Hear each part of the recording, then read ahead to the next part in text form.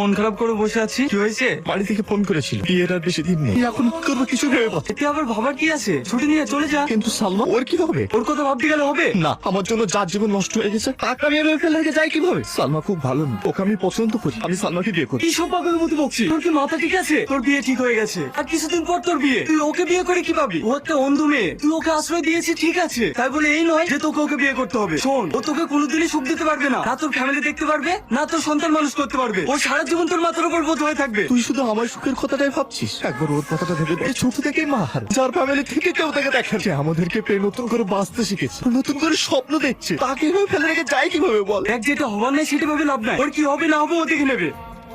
আজ আমি সবার কাছে বোঝা হয়ে গেছি মা, আমি আর বাঁচতে চাই না। তুমি চলে যাওয়ার সাথে সাথে আমাকে কেন নিয়ে যাওনি মা? আমাকে সবাই করুণা করে, দয়ার পাত্র ভাবে। আমি পুরো অসহায় মা, আমি পুরো অসহায়। সেদিন থেকে চোখ দুটো হারিয়েছি, তারপর থেকে কেউ আমাকে মানুষ বলে ভাবে। সবার লাঠি চাটা খেতে হয় মা, সবার লাঠি চাটা